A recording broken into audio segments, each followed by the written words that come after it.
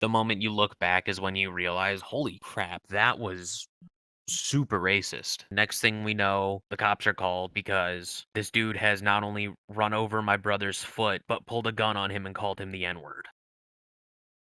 Videos like this are made possible thanks to the generous support of this channel's sponsor, NordVPN. NordVPN is the secure, private way to browse the internet while routing your traffic through any of thousands of servers in over 60 countries. Go to nordvpn.com/Aziel to get started today. This is my story. This is my experience in the church, the Mormon church. This is not an attack at the Mormon church or anybody in it. The story I'm going to be telling will involve racism, sexism, discrimination of people with disabilities and whatnot. But we're going to preface this entire thing with something I explained to you previously. There are three different versions of the Mormon church. You have the LDS, which is what I was a part of. You have the RLDS, which is the Reformed Church, and then you have the FLDS, which is a legitimate cult. So I was born and adopted into the Mormon Church. I lived as a member, an active member for 19 years of my life. I enlisted in the military, and that's kind of when I became an inactive member. Throughout my time there, my family has experienced a lot of other things that, I just thought I should share with somebody. So, more preface, I'm the oldest of six. We are all adopted, and four of us are biracial. We lived in a predominantly black area for most of my life. After I enlisted in the military, my family moved into a predominantly white area. We had a member, his name, I'm just gonna give him some random name for confidentiality reasons. We'll call him Ron. Was a very, very solid, very cool dude. He was African American and he had tattoos and everything. When you're in the church as a male at the age of 18, you have the option to go on a 2-year mission trip to a random place of the church's choosing. It could be, the state over, or you could go across the world. Ron really wanted to do this. However, the church said that he could not do it because he was tattooed. He had tattoos on his knuckles, he had tattoos on his wrists and his arms and on his neck and all that, and they were just basically saying no. When I turned 18, I had already gotten my first tattoo, and the church was well aware of this. I even told them, "Hey, I got a tattoo. I don't plan on going on a mission." They still asked me if I wanted to go, and I said, "But you guys won't let him go because he has tattoos, but you'll let me go and I have tattoos?" They kind of pulled me off to the side and go, "Oh, hey, that's not actually what it is. It's just, he's black." And so I was like, "Oh, okay. So y'all are legitimately racist." For context, back in the 1970s, there was no form of equality within the church. Black people were not allowed the priesthood that the white men were allowed to have, which was, the blessing of their sacrament and giving blessings to the people that are within the church. And then a government organization came along and was basically like, "Hey, look, that's illegal now. You can either get in line or we can revoke your taxation exemption status." And so then they were like, "Okay, cool. Well, now black people can have the priesthood." But the issue is that it never really went away. It's always been there. And for most people who grew up in the church, like I did, were kind of oblivious to it at first. Once you start getting involved with things in the outside world and you stop focusing on the church so much, the moment you look back is when you realize, holy crap, that was super racist. For the longest amount of time, the Mormon Church was actually a huge supporter of the Boy Scouts. And then the Boy Scouts announced that they would be allowing homosexual scoutmasters. And the church immediately cut off all funding to the scouts, cut off all scouting programs in the church. It was over. That's it. There was no warning, no nothing. Luckily, that didn't really happen until after I had gotten my Eagle Scout. But there are a lot of incidents involving the scouts in the church and the racism and stuff like that. I have a younger brother. We'll call him Alex. Alex is African American. We had an assistant scoutmaster who were distantly related to in some sense, I guess. He was very clearly not a big fan of African Americans, and my brother Alex got assigned with him to do Scouting for Food, which was a charity event for the Boy Scouts. It's a really big one, actually. It's literally a one-day thing. Next thing we know, the cops are called because this dude has not only run over my brother's foot, but pulled a gun on him and called him the N-word. Ugh. Yeah, it wasn't pretty. My youngest sister, while she was still active, the girls in her young women's class were all white except her, and they would often host, frequent little get-togethers, but only the white girls would get invited. And one of the girls' moms was actually in charge of the young women's, and said she didn't see anything wrong with that. In 2020, I was diagnosed with high functioning Asperger's. At the time, I was still like, oh, I'll show up to church every now and then. But the moment that everybody found out, oh no, this guy's, hey, get the fucking retard, get him out of here. So I wasn't really welcome anymore. Yeah, it wasn't the best. My mom got diagnosed with breast cancer around 2017. She did beat it, but the church basically offered no support to us in any way, shape, or form, despite saying, oh, if you need us, we'll be here. Then, for some reason, I do remember we went on a church trip when I was younger to the RLDS. They're more about equality, whereas the LDS church was more about seniority. In the LDS church, it was you have 13 guys. This guy's been here the longest, he's in charge. And then the guy under him that's been here the longest, he's in charge next. Whereas the RLDS, it was they followed the original bloodline of the prophet, and they believed that the ability to speak to God was handed down from father to son, and they believed that women were actual equals there. And so women in their church could hold the priesthood, but in the LDS church, women couldn't do anything pretty much. You mentioned the ability to talk to God. What does the Mormon belief system hold? So the Mormon belief system entails, the basic interpretation of the Bible, the Ten Commandments, but it believes in something called the Book of Mormon, which was, according to, the history of the church, it was a stack of brass plates written in some ancient language that was translated by the LDS founder Joseph Smith back in, I want to say, 1883 in Fayetteville, New York. He translates this and it comes down to a book.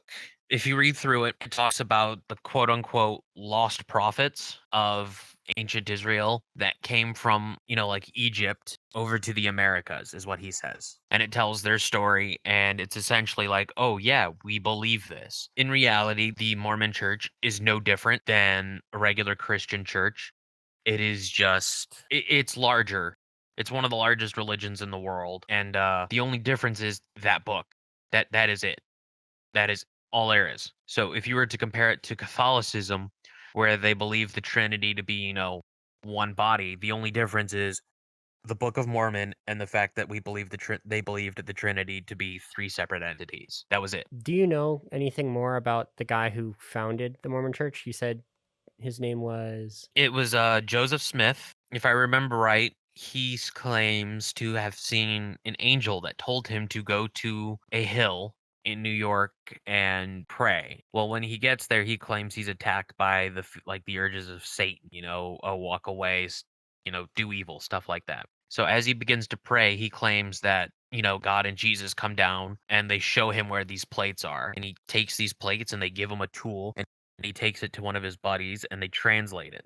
During this time, he's ostracized by the community. They tar and feather him a whole bunch. His brothers die. Him and his wife try to have a lot of kids, and then those kids end up dying shortly after childbirth. But this is all the stuff the church is like pushing forward. Like, yeah, see, it's a tragic story. But if you look close enough, you'll actually see you really have to dig for it because it is buried. There are actual documents stating that Joseph Smith was actually abusive towards his wife and that he had multiple wives. And if they wouldn't be, oh, they're all 18 and older. No, some of these girls were 14 to 16. And I started finding all this stuff out, and I was like, okay, well, I'm going to talk to somebody that's, a little higher up than my bishop. Oh, I guess I'll explain that pecking order real quick. So you have in the order of the priesthood, it goes deacons, teachers, priests, elders, high priest, counselors, bishops, stake presidency. I was an elder when I left the church. My uncle was actually in the stake presidency. He was our stake president.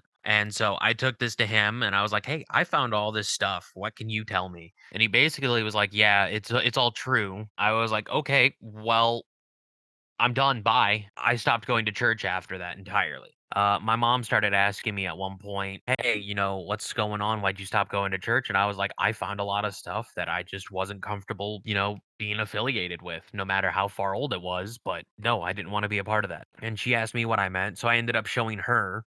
And in turn, she showed my father. And then she showed the rest of my family.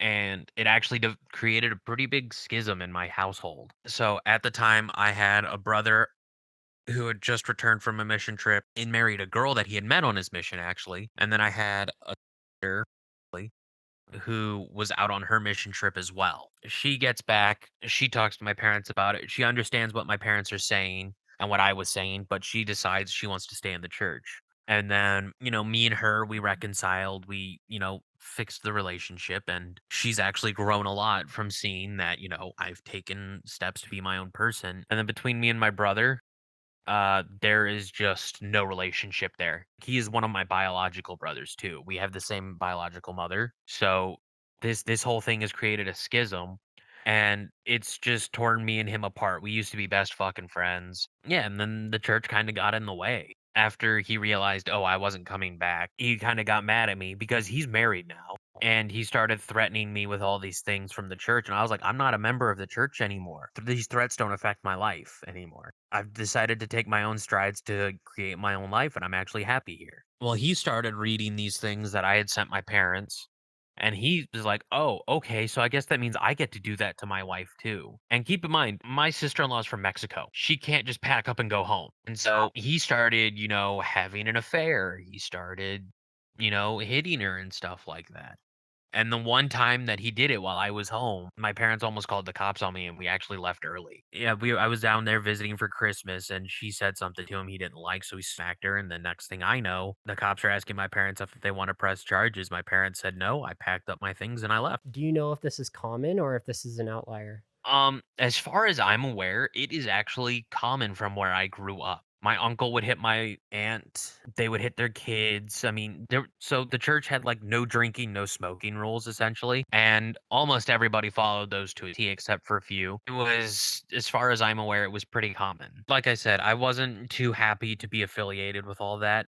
But I will say the church did give me a pretty solid set of morals. So I try to follow a moral code that I've essentially rewritten to be mine, but I know how to stick to it. Oh, tithing. Tithing is a thing. So it's essentially, if you go to a Catholic church, they'll pass around a collection plate for donations and stuff like that. The Mormon church expects you to pay 10% of your income every single paycheck, down to the penny. At the end of the year, they'll even ask you, did you pay a full tithe? If not, they'll send you a bill. Even if like you don't have money to survive? Yeah, even if you don't have money to survive, they expect you to pay tithing. When I was, writing my resignation letter from the church, because you have to, like, write a formal resignation, they asked me if I had paid a full tithe, and I told them no, and I don't intend to. Well, then they tried to make me pay full tithing. They sent me a bill, and I said, "Look, I'm not paying this.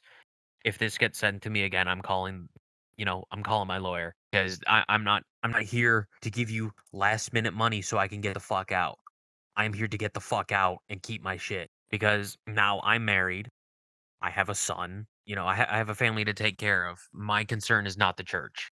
Growing up, like, don't get me wrong, I made some great friends. One of my best friends, I still talk to him. We play video games almost on the daily. Like, if I get a chance, we're playing games. If I remember right, he's since left the church. He's actually been disowned by his family, but he's been disowned by his parents, not his grandparents. It's one of those things like if you're not a part of it, then they don't want to be a part of your life type thing. And there are very few people that I've met that are open to this. When I announced that I had left the church to my mom's family, almost all of my aunts and uncles immediately stopped talking to me. I haven't heard from any of my cousins or my aunts or uncles in the last 2 years, 3 years. Like, if you're best friends with your family and you decide to leave, they will probably cut you off. It is not gentle.